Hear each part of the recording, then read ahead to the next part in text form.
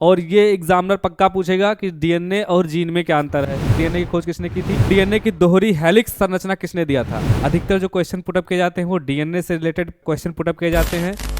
Hello बच्चों, क्या हालचाल, कैसे हैं आप लोग? आई होप आप लोग की जो तैयारी हो बढ़िया चल रही होंगी और इस समय आपके स्कूल्स में प्रैक्टिकल एग्जामिनेशन चल रहे होंगे। एग्जामिनेशन के लिए एग्जामिनर जो है वो बाहर से आए होंगे।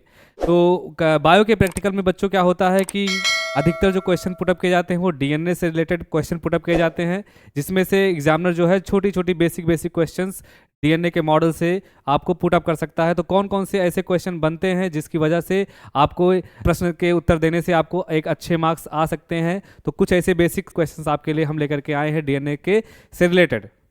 डीएनए से रिलेटेड आपके लिए क्या लेकर के आए हैं? एक बेसिक से क्वेश्चंस लेकर के आए हैं डीएनए के मॉडल से रिलेटेड। तो पहला क्वेश्चन क्या है बच्चों आपके स्क्रीन पर? तो सबसे पहला क्वेश्चन है कि डीएनए की खोज किसने की थी? सबसे पहला क्वेश्चन क्या पूछ सकता है आपसे? डीएनए की खोज किसने की थी? तो डीएनए की खोज क्या क्या था? फ्रेडरिक मिसर ने किया था बच्चों, ठीक है। फ्रेडरिक मिसर ने 1869 में डीएनए की खोज की थी और उन्होंने क्या नाम दिया था? उसका न्यूक्लिन नाम दिया था, ठीक है। तो ऐसे क्वेश्चन आपसे पूछे जाएंगे कि डीएनए की खोज किसने की थी। उसके बाद दूसरा क्वेश्चन क्या है कि डीएनए की दोहरी हेलिक्स संरचना किसने दिया था, ठीक है। ये थोड़ा कंफ्यूजन रहता है बच्चों।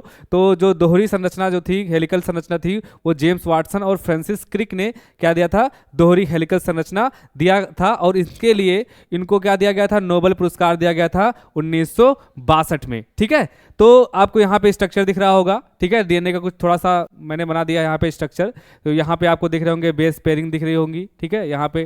और ये क्या नाम है? नाइट्रोजन बेस पेयर है और ये पूरा का पूरा उसका स्ट्रक्चर दिख रहा होगा आपको, ठीक है। तो दूसरा क्वेश्चन क्या है आपका यहाँ पे कि डीएनए क्या है? सबसे पहला मेन और बेसिक क्वेश्चन यही होता है कि डीएनए क्या है। तो डीएनए क्या है बच्चों? सबसे पहले इसका फुल फॉर्म पूछ लेगा। तो डीएनए का फुल फॉर्म क्या होता है? डीऑक्सी राइबो न्यूक्लिक एसिड होता है, ठीक है। ये ऐसे मॉलिक्यूल होते हैं जो जीवों में आनुवांशिक जानकारी को स्टोर करते हैं, ठीक है। तो डीएनए का काम क्या होता है? आनुवांशिक जानकारी को स्टोर करना।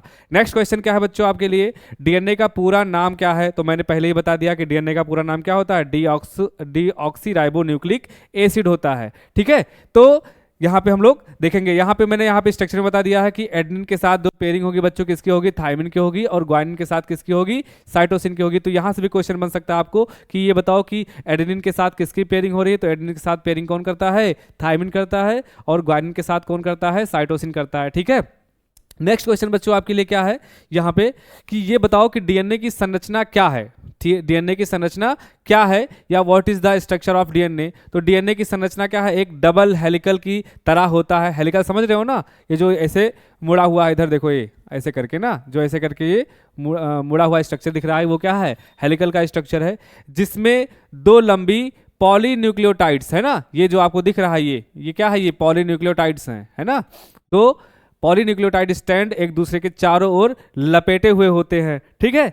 नेक्स्ट क्वेश्चन क्या है कि डीएनए के मुख्य कार्य क्या है? तो डीएनए का मुख्य कार्य क्या होता है? शुरुआत में ही बता दिया कि मैंने क्या बताया था कि यह आनुवांशिक जानकारी को क्या करता है? भंडारण करता है तथा आनुवांशिक गुणों को प्रजनन और शरीर के विकास के लिए क्या करता है? आवश्यक प्रोटीन का निर्माण भी कौन करता है? डीएनए करता है। या एक शब्द में ये कह सकते हैं कि डीएनए क्या करता है? आनुवांशिक पदार्थ है जो आनुवांशिक जानकारी को एक जनरेशन से दूसरे जनरेशन में क्या करता है? ट्रांसफर करने का काम करता है। कौन करता है? डीएनए करता है, ठीक है।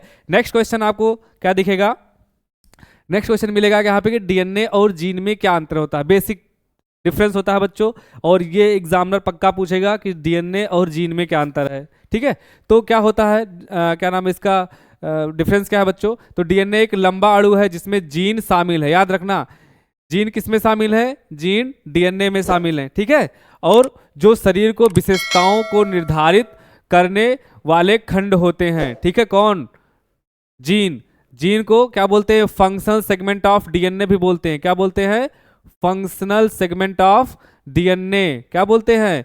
फंक्शनल सेगमेंट ऑफ डीएनए बोलते हैं। बात समझ में आया? तो यहां से क्वेश्चन आपको पूछ सकता है कि और डीएनए क्या है? डीएनए तो मैंने बता ही दिया था, डीएनए एक आनुवांशिक पदार्थ है। और जीन क्या है? जीन क्या है? Gene functional segment of DNA है, ठीक है। तो नेक्स्ट क्वेश्चन क्या पूछ सकता है आपसे कि डीएनए की प्रतिकृति किसे कहते हैं या क्या होती है? तो डीएनए की प्रतिकृति क्या होती है? प्रतिकृति मतलब होता है कॉपी देना। तो जब डीएनए से ही डीएनए की कॉपी हो जाए, डीएनए से डीएनए ही बन जाए, तो उसको क्या बोलते हैं हम लोग? प्रतिकृति। क्या बोलते हैं? प्रतिकृति। तो यहाँ पे लिखा होगा डीएनए की प्रतिकृति वह प्रक्रिया है जिसमें डीएनए का दोहरा रूप बनता है। क्या बनता है? डीएनए का दोहरा रूप बनता है, ताकि कोशिका विभाजन के दौरान हर नई कोशिका को पूर्ण डीएनए मिल सके। ठीक है, नेक्स्ट क्वेश्चन क्या है बच्चों आपके लिए, जो एग्जामिनर पूछेगा कि डीएनए परीक्षण क्या होता है। बच्चों डीएनए परीक्षण क्या होता है सुन लो। डीएनए परीक्षण कब क्या आता है? जब आनुवांशिक पहचान के लिए, रिश्ते के लिए, स्वास्थ्य संबंधी जानकारी प्राप्त करने के लिए किया जाता है ना। जैसे मान लो किसी का बच्चा खो जाए, ठीक है, और उस बच्चे के दावेदार दो लोग हो कि ये मेरा बच्चा है, ये मेरा बच्चा है, तो उसके लिए भी क्या क्या आता है? डीएनए का परीक्षण क्या आता है। दूसरा क्रिमिनल को फाइंड करने के लिए है ना, उसके लिए भी क्या होता है? डीएनए का परीक्षण होता है। नेक्स्ट क्वेश्चन क्या पूछ सकता है आपका कि डीएनए म्यूटेशन क्या है। म्यूटेशन क्या है? क्या है म्यूटेशन? क्या होता है? सडन चेंज इन जीन को ही क्या बोलते हैं हम लोग? म्यूटेशन बोलते हैं। ठीक है, तो क्या है? डीएनए म्यूटेशन एक अस्थाई परिवर्तन होता है जो डीएनए के अनुक्रम में होता है, जिससे जीन की क्या हो? कार्य प्रणाली बदल सकती है। ठीक है, ये क्या हो गया? ये डीएनए म्यूटेशन है। ठीक है, नेक्स्ट क्वेश्चन बच्चों क्या है आपके स्क्रीन पे यहाँ पे जो पूछेगा, क्या है कि डीएनए कैसे कोशिकाओं में मौजूद होता है। ठीक है, कोशिकाओं में कैसे मौजूद होता है? तो क्या है? डीएनए कोशिकाओं में मुख्य रूप से कहाँ पे प्रेजेंट रहेगा? नाभिक में। नाभिक मतलब न्यूक्लियस में मौजूद होता है, जबकि कुछ जो होते हैं ना नाभिक के अलावा माइटोकॉन्ड्रिया के पास भी क्या होता है? खुद का डीएनए होता है। माइटोकॉन्ड्रिया के पास भी क्या होता है? खुद का डीएनए होता है। तो ये चीज ध्यान रखना कि नाभिक के अलावा क्या होता है? माइटोकॉन्ड्रिया के पास भी खुद का डीएनए होता है। नेक्स्ट क्वेश्चन आपसे क्या पूछ सकता है? डीएनए में कौन से 4 न्यूक्लियो बेस होते हैं? बहुत इंपॉर्टेंट क्वेश्चन है बच्चों। क्या 4 न्यूक्लियो बेस कौन से हैं यहाँ पे?